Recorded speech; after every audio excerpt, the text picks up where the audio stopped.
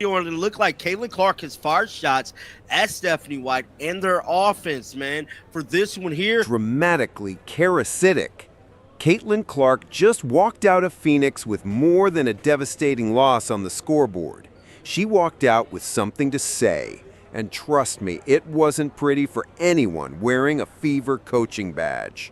After getting absolutely the video, we got the GOAT. Caitlin Clark sat down with one of the greatest in Sue Bird. They talk all things Caitlin Clark, her career, Iowa, the Indiana Fever. But Caitlin Clark, let it be known, she does not like this Stephanie White offense, how these players in the WNBA don't even know where to move or how to move or where to cut. And that leads to a lot of Stephanie White's name for everyone to know exactly who was in her crosshairs. This wasn't some heat of the moment slip up in the locker room. This was calculated, deliberate, and delivered with the precision of someone who's been watching this disaster unfold for months. Clark sat down for what seemed like a routine interview, but what she delivered was essentially a masterclass in how to professionally torch your coaching staff without actually lighting the match yourself. The woman is in year 2 now, no longer the wide-eyed rookie who keeps her mouth shut and takes whatever system gets thrown at her. She's the face of this franchise, the reason ESPN puts cameras on Fever games, and the player who single-handedly sells out arenas across the league. When someone with that kind of pull starts talking about how much better things used to be, you better believe people are listening. And boy, did she have things to say. Clark started reminiscing about her Iowa days under Lisa Bluder, painting this picture of offensive perfection that stood in stark contrast to whatever the hell Indiana has been running this season. She talked about how Bluder had this system so ingrained in her players that she jokingly called it brainwashing. Everyone knew exactly where to be, when to cut, when to space out, when to screen.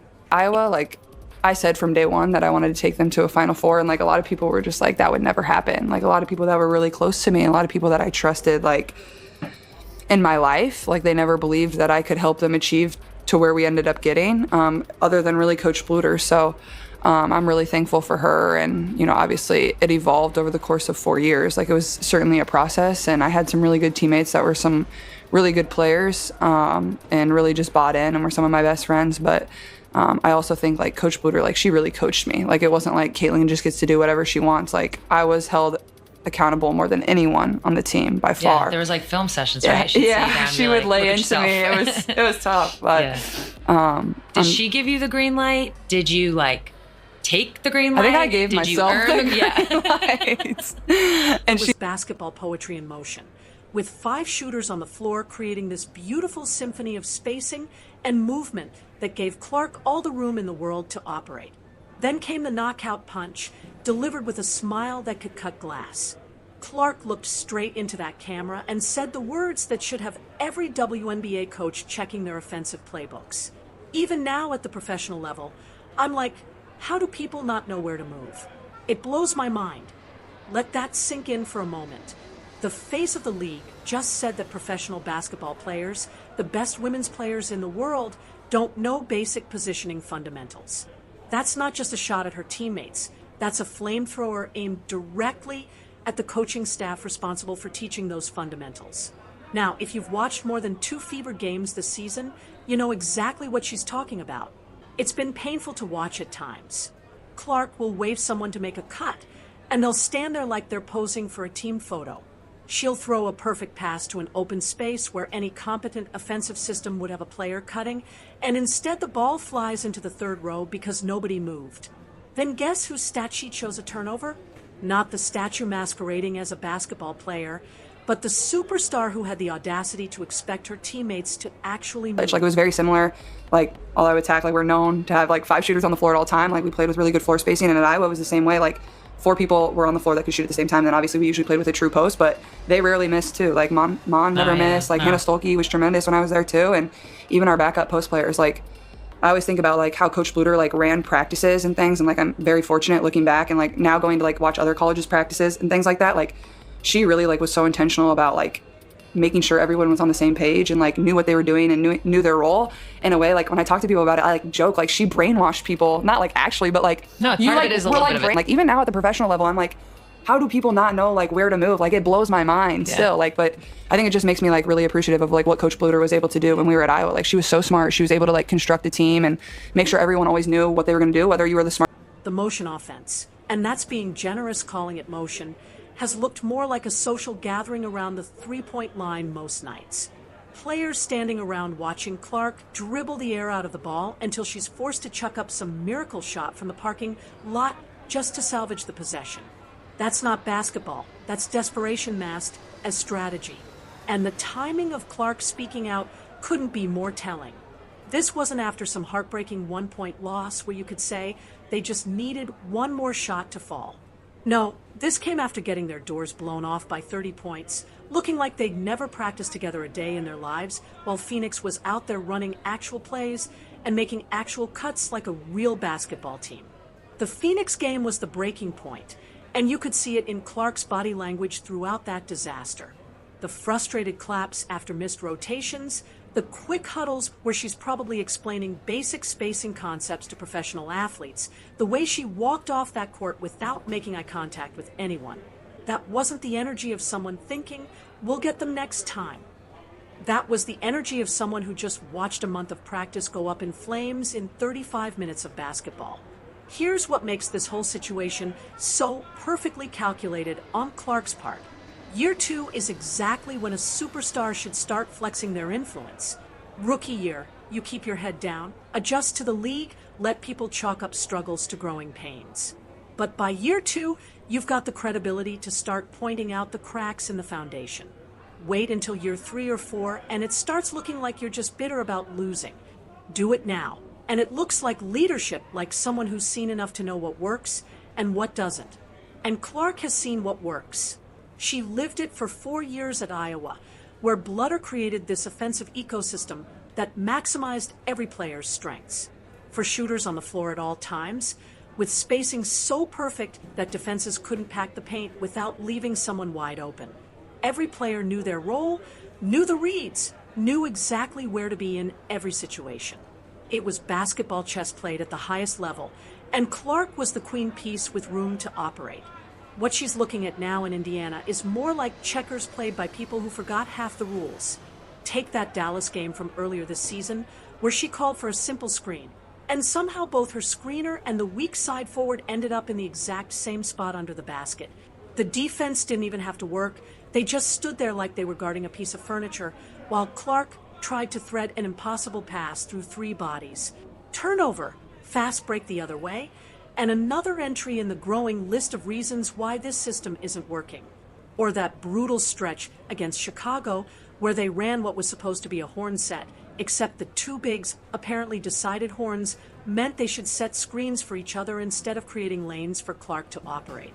No spacing, no options, shot clock winding down, and once again Clark's forced to chuck up a contested 3 from downtown just to get a shot off before the buzzer. That's not an offensive... I'm like, you don't understand how hard it was for me to not throw that. And she's like, oh, I know, trust me. Everybody was like, we saw you about to throw that. But I think it's just like kind of a learning process. And it goes back to like even my shot thing. Like it's just time and score and understanding. I think that's like where I can still kind of improve. Like, do we really need that like sequence of a game? Like, have we just scored twice or have we just missed 2 shots in a row? When you pile moments like that up game after game, week after week, the frustration builds to a breaking point. And that's exactly what we witnessed after Phoenix. Clark's not just randomly nostalgic about her college days. She's making a very specific point about the difference between structure and chaos. At Iowa, if you drove baseline, the opposite wing automatically slid to the corner. If you ran a pick and roll, the weak side big either popped or dove based on what the defense showed. These weren't suggestions or guidelines. They were habits drilled so deep that players reacted without thinking. Clark's telling us flat out that those habits don't exist in Indiana, and by extension, in large parts of the WNBA. She's calling out the general lack of offensive discipline that separates the elite teams from the pretenders. When you watch Las Vegas or New York, you see movement with purpose, players who understand spacing and timing and how to create advantages. When you watch Indiana, too often you see motion for the sake of motion, or worse, no motion at all. Now, the million-dollar question becomes how Stephanie White responds to this very public challenge to her system. The professional move would be to have an honest conversation, maybe even adapt the offense to give Clark more structured options and better spacing. Show that you can evolve as a coach when your franchise player is telling you something isn't working. The insecure move would be to treat this as insubordination and double down on a system that clearly isn't maximizing your best player's talents. What makes this even more fascinating is the calculated nature of Clark's public pressure campaign. She knows that once these comments hit the internet, the narrative becomes about fixing the offense to unleash Clark's full potential. And she's absolutely right to frame it that way. If you've got a Ferrari sitting in your garage, you don't take it out on gravel roads and wonder why it's not hitting top speed. You build the right conditions for it to succeed, you give it a proper track to show what it can do.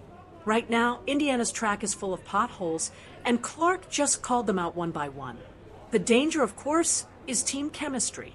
Some players respond well to public challenges to raise their game. Others resent being called out in the media. In a league this small, reputations stick, and if this backfires, Clark could find herself branded as someone who throws teammates and coaches under the bus. But here's the thing about great players, they don't apologize for having championship standards. Clark's not in this league to put up pretty numbers on a bad team and cash paychecks. She wants playoff runs, she wants to compete for titles, and if that means making people uncomfortable with hard truths, so be it. The greatest players in any sport have always demanded excellence from everyone around them, and usually that ruffles some feathers along the way. The Phoenix blowout might end up being remembered as the turning point of Indiana's season, not because of the 30-point loss itself, but because of what it revealed about the disconnect between talent and system. You can get away with clunky offense when you're scraping by with close wins, but when you're getting demolished and your superstar is openly talking about how much better her college system was, that's a wake-up call that can't be ignored. Clark delivered that wake-up call in the most professional, media-savvy way possible. No screaming, no finger-pointing, just a clear comparison between what championship-level offense looks like and what Indiana's been rolling out there. And if Stephanie White can't read between those lines, she's choosing not to see what everyone else can see plain as day. The ball's in the Fever's court now, literally and figuratively. They can adapt their system to fit their superstar, or they can keep forcing the most talented player in the league into an offense that doesn't work. One thing's for sure after this interview, Caitlin Clark is done keeping quiet about it.